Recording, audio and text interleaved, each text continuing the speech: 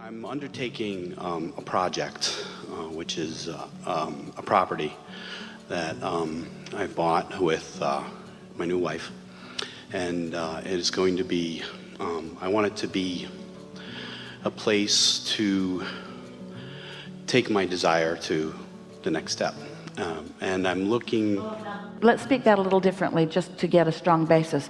I've been on my way to something for a while, and I'm being called to this, and now it's coming to fruition, and it's a piece of property that has the potential of satisfying so many things. Let's just set the basis right there. It has so much potential. I'm taking in all of the things in my past that have been positive things, and they all seem to be coming together into this, what is forming into something that hasn't manifested yet, and I'm just excited to see what it's becoming. And well, we liked your present tense statement about it. You're feeling enough of the forming of it that you're speaking of it as it is, and that's a very good place to be. Yes, I feel there's very little resistance. There's been challenges, but we're getting right through them. So just watch your words and watch your attention and stay on this end of the stick as much as you can. So is this conversation, is the desire for this interaction in order to find a faster way to accomplish it, or to savor the idea of it?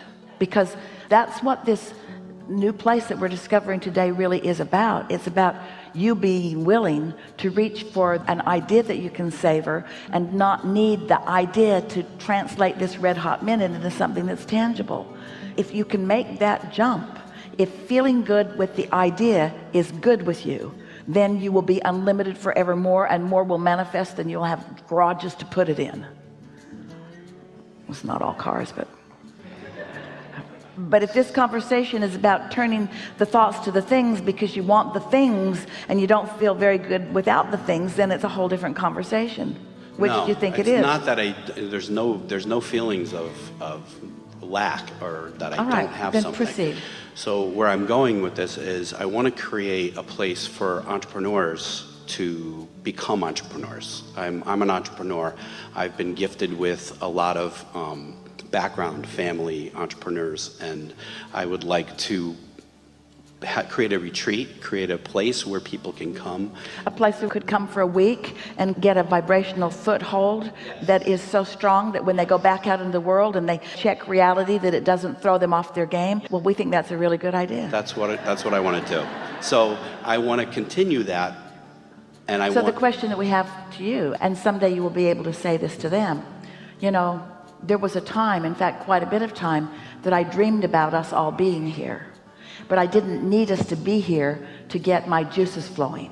The dream sustained me, and I honestly think the dream could have sustained me indefinitely, but a dream that is sustaining you in a way that feels indefinite must produce results, and you're the results that produced. Did you get that?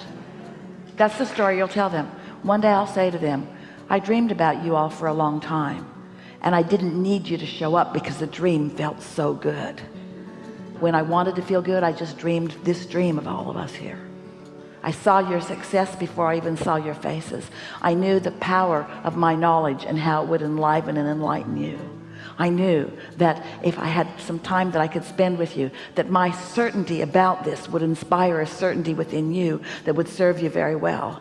And I knew it before it happened, and because I knew it before it happened, it could happen. And that's the conversation I'm having with all of you here today. We're going to talk about your dreams, but we're not going to need them to happen in order to feel good about the dreams we're dreaming together. And I don't need any old sticks to get in my way. Yeah. That's it. Really good. That's it. This is a really good time for a segment of refreshment.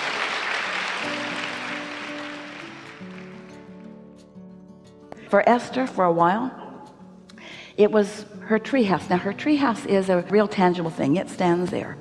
But when she thinks of the treehouse often, she goes to the thoughts about it before it was standing there. And she remembers coming on this 40-acre property.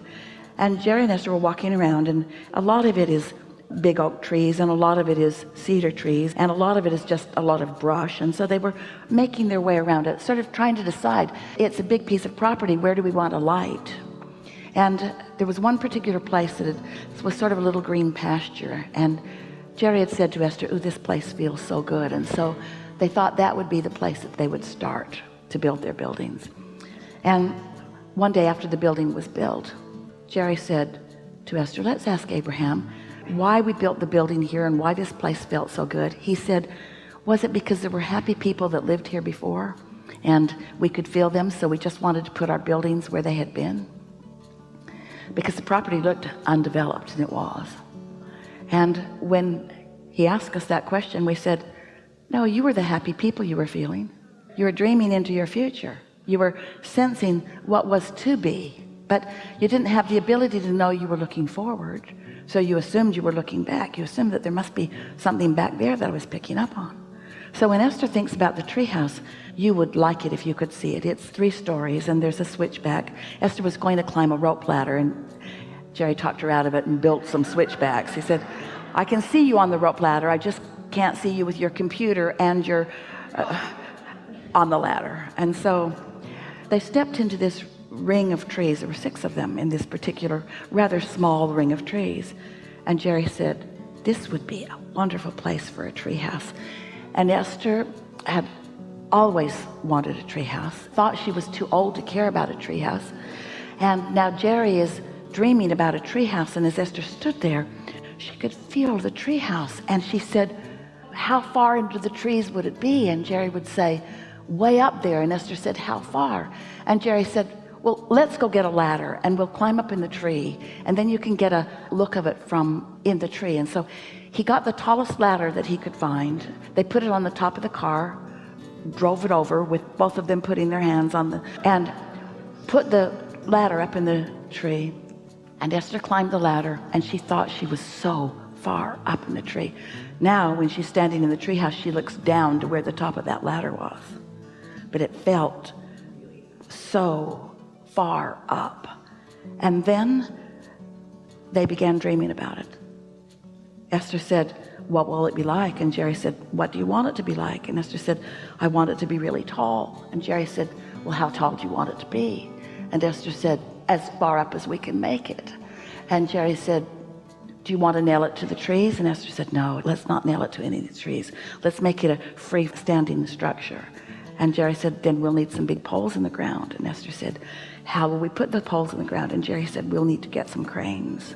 We'll need a crane and some really long poles." And so Esther is imagining really long poles, and she's imagining a crane putting the really long poles into the ground. And then she's imagining the poles being, so there were 6 big poles put into the ground, 40 feet tall. And then they built the bottom floor. And then Jerry said, "Now what do you want? And now what do you want? And now what do you want?" So they just dreamed it into being. And it is the dreaming of that treehouse into being that rings Esther's bells, not the actual structure standing there now.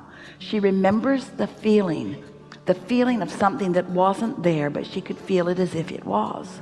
That's what we're talking about. And think what was attached to that, a feeling of whimsy. There was no practical purpose in the whole world for this. This was not an office building. This was not a studio. This was not a place that served any practical purpose. This was not something that Esther and Jerry were doing for any other reason other than it felt really fun to think about it, about a tree house, a playhouse. Are you getting what we're talking about? And so for years, ever since then, that treehouse was erected in 1996 or 1997. That's about the time that they were beginning the process of it. And all of those years, when Esther thinks about the treehouse, you know where she goes? To the dream of the treehouse, to the dream of it when it was pure, when it was clear, when there was no resistance whatsoever around it. Are you getting the idea? And so, what was the purpose of the treehouse? What purpose does the treehouse serve? Can you think of what purpose it might serve? To light you up. To dream. To dream. One day, Jerry and Esther were in Asheville, North Carolina, and they were staying in their bus, and there was a family staying in a bus next door. And Jerry, especially Jerry, because he was out where they were, he got talking to them and got to know them and really liked them, and they really liked him. And they came into the bus. They liked to see the bus. The bus was a really beautiful bus. And then they were homeschooling, and he gave them the Sarah books, which are part of this work. It's a fictional story about all these truths, about a giant owl on Thacker's Trail, and about a treehouse. And so he gave the books to the children, and a few months later he got a letter from the family that they were coming through the San Antonio area and they would like to come to see the treehouse. And Esther and Jerry said, yes, we would be happy to meet you. We'll have lunch together and we'll show you our treehouse, and brace yourself because this is a really important thing for you to feel. So the children went up into the treehouse, and the youngest one began to cry because this treehouse did not look like the treehouse in the book. She had dreamed a much better treehouse. And it is an awesome treehouse, but she had dreamed the treehouse in the book. She had seen herself flying on the ropes. Esther and Jerry looked at each other. They said, never again will we invite someone to the treehouse without explaining that it's not the treehouse in their dreams. It's not the treehouse in the book. In other words, the reality didn't come close to lighting up their hearts. Their dream was so much bigger. And so, we could talk on and on and on about the value of dreams and what it brings later, but the point of all of these stories is because we want you to at least be willing to acknowledge that there's happiness for you to have that is not attached to the real treehouse. There's happiness for you to have that's not attached to the real anything. And if you will believe that that happiness is there and reach for it from the power of what you've built into the vortex, which from your point of view is actually an unaccomplished dream for the most part, if you will allow yourself to let that come alive and let it come alive for the purpose of thrilling you, not for any other motive, and you will find yourself thrilled again and again and again with what you have been willing to dream about. What will happen to you for sure is that you will begin to align with the vibration of your inner being, who knows about all possibilities, who knows about nothing being off limits to you.